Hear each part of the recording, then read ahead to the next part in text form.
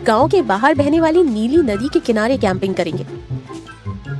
अरे सुरेश सुन, होटल में तो दुनिया रहती है, असली मजा तो खुले आसमान के नीचे नदी के किनारे आग जलाकर मछली भूनकर खाने में है। उसे कहते हैं रॉ एडवेंचर। भाई रॉ एडवेंचर के चक्कर में हम रॉ न रह जाएं। ठंड देखी है बाहर 4 डिग्री तापमान है। सुरेश भाई आप चिंता मत करो, रमेश जी ने डिस्कवरी चैनल के 2 एपिसोड्स देखे, अब ये खुद को बियर ग्रिल्स समझते हैं। सब हंस पड़े, लेकिन रमेश की जिद के आगे किसी की न चली। चारों ने गाड़ी उठाई और शहर से 50 किलोमीटर दूर एक शांत नदी के किनारे पहुंच गए।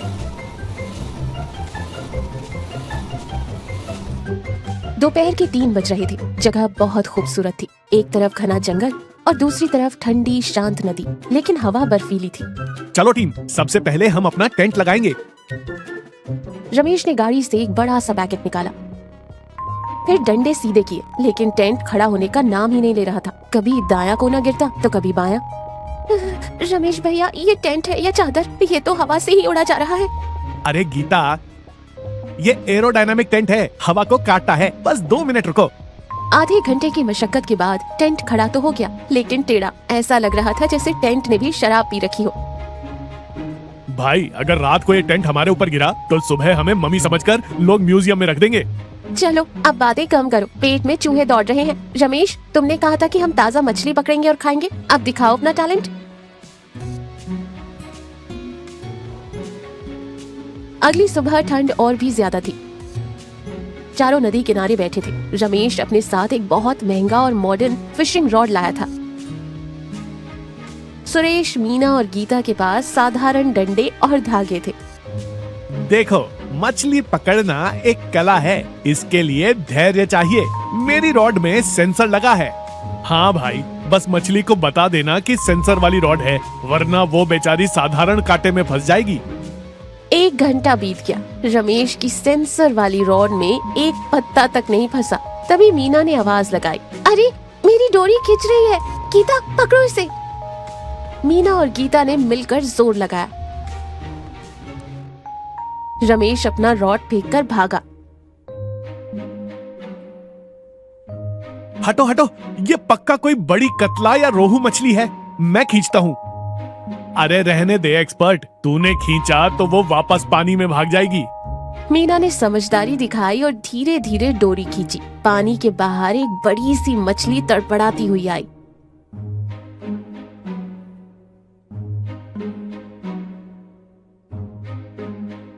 वाह, आज तो दावत होगी। लेकिन कहानी अभी खत्म नहीं हुई थी। रमेश को अपनी बेइज्जती महसूस हुई। उसने कसम खाई कि अब वो इससे भी बड़ी मछली पकड़ेगा। उसने कांटे में बड़ा सा चारा लगाया और नदी के गहरे हिस्से में फेंक दिया। थोड़ी देर बाद रमेश की रॉड जोर से झुकी।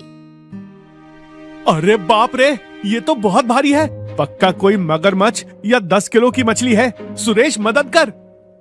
सुरेश और रमेश दोनों ने पूरी जान लगा दी। चेहरा लाल हो गया था। भाई ये मछली है या पानी के अंदर भैंस बंधी है? खींच सुरेश, आज तो रिकॉर्ड बनेगा। 10 मिनट की जद्दोजहद के बाद एक चीज पानी से बाहर आई। सबकी आंखें फटी की फटी रह गई। वो कोई मछली नहीं थी, वो एक पुराना कीचड़ से सना हुआ टायर था, जिसके अंदर एक बड़ा सा पत्थर फंसा हुआ था। वाह रमेश जी, क्या शिकार है। इसे भूनकर खाएंगे या इसका सूप बनाएंगे? रमेश का मुंह छोटा सा हो गया। नदी गंदी है यार, मेरी क्या गलती। वे बुदबुदाए। भले ही रमेश ने टायर पकड़ा हो, लेकिन मीना और गीता ने मिलकर 3-4 अच्छी मछलियां पकड़ ली थी।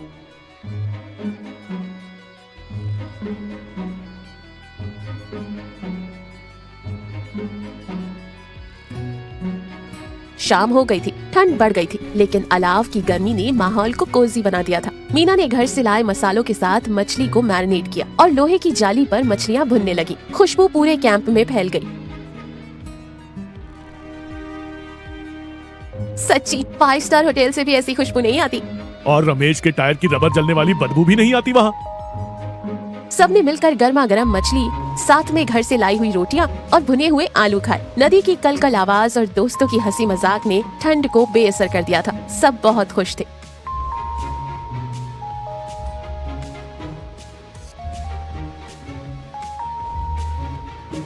खाना खाने के बाद सब अलाव के पास बैठे बातें कर रहे थे। तभी झाड़ियों में से सरसराहट की आवाज आई। शांत, ये आवाज कैसी थी? अरे हवा होगी या कोई खरगोश होगा। तभी आवाज और तेज हो गई और एक भारी सांस लेने की आवाज आई। मीना दीदी, मुझे तो डर लग रहा है। गांव वाले कह रहे थे कि यहाँ रात को जंगली जानवर आते हैं। डरो मत, मेरे पास टॉर्च है।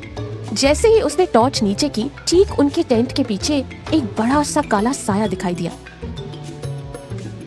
बाघ! भाई भागो गाड़ी की तरफ। सबके हाथ पांव फूल गए। वो मछली की हड्डियां वहीं छोड़कर गाड़ी की तरफ भागने ही वाले थे कि तभी एक जोरदार आवाज आई। सब रुक गए। रमेश ने हिम्मत करके टॉर्च उस साये की तरफ मारी। वो कोई बाघ या भालू नहीं था, वो पास के गांव की एक भैंस थी जो खाने की खुशबू सूंघकर आ गई थी और अब मजे से बचे हुए आलू खा रही थी। लो कर लो बात, हम इसे शेर समझ रहे थे और ये तो गौरी निकली। भाई मेरी तो जान ही निकल गई थी। मुझे लगा रमेश का टायर बदला लेने आया है। उस रात सब बहुत हंसे। डर गायब हो गया था। उन्होंने भैंस को थोड़ा और खाना दिया और वो चली गई।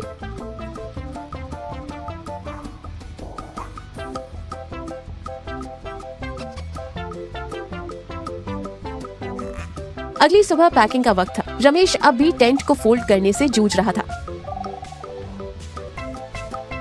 अंत में मीना ने आकर उसे सही तरीके से फोल्ड किया। वापसी में गाड़ी में माहौल बहुत शांत और सुखद था। मानना पड़ेगा यार, होटल में वो मजा नहीं आता। वहाँ वेटर खाना लाता है, यहाँ हमने खुद मेहनत की। हाँ भाई, और सबसे बड़ी बात, हमने सीखा कि महंगी फिशिंग रॉड से मछली नहीं फंसती, सब्र और सही चारे से फंसती है। और ये भी सीखा कि हर चमकती चीज सोना नहीं होती और हर भारी चीज मछली नहीं, टायर भी हो सकती है। पूरी गाड़ी हंसी से गूंज उठी। इस कहानी से हमें क्या समझ आता है कि दिखावा काम नहीं आता। जीवन का असली मजा महंगे उपकरणों या दिखावे में नहीं, बल्कि सादगी और हुनर में है। मुश्किल वक्त में एक दूसरे का साथ और हंसी मजाक ही सबसे बड़ी ताकत होती है। डर अक्सर हमारे मन का होता है, जैसे भैंस को शेर समझ लेना। परिस्थितियों को समझो, घबराओ मत।